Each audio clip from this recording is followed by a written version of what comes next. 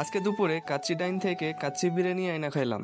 তো দুপুরবেলা স্যার বলতেছে চলেন আমরা আজকে অফিসে লাঞ্চ করি। তারপর সবাই কাচ্চি বিরিয়ানি খাওয়ার জন্য বলল।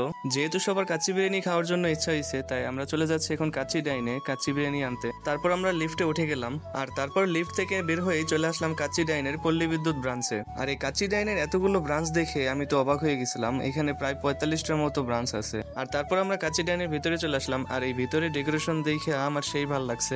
গোল্ডেন কালার থিম রাখাতে একটা লাক্সারিয়াস ফিল আসতেছিল। আর যারা রেস্টুরেন্টের ভিতরে ছবি তুলতে ভালোবাসো তাদের জন্য তো বেস্ট একটা জায়গা হবে এই রেস্টুরেন্টের ভিতরে ছবি তোলার জন্য। আর তারপর আমার বড় ভাইকে দিয়ে আমিও কিছু ছবি তোলা শুরু করে দিলাম। আর আমাদের ছবি তুলতে তুলতে দেখি আমাদের খাবারও প্রায় রেডি হয়ে গেছে। আর এই ডিজাইনটা দেখে আমার খুব ভালো লাগছে।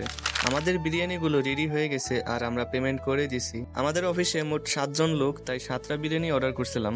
আর এখন এই বিরিয়ানিগুলো নিয়ে আমরা বের হয়ে গেলাম। বাইরে এসে দেখি এত পরিমাণ বৃষ্টি শুরু হয়েছে।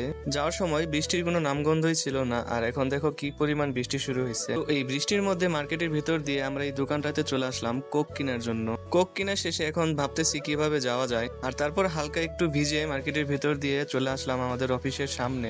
এখন অফিসের ভিতরে যাব। তারপর ভিতরে এসে আগে মাথাটা ভালো করে মুছে নিলাম, আর কিছুক্ষণ পরে আমরা সবাই খাওয়া দাওয়া শুরু করে দিব। ভিডিওটা ভালো লাগলে অবশ্যই লাইক, কমেন্ট, শেয়ার করে দিও।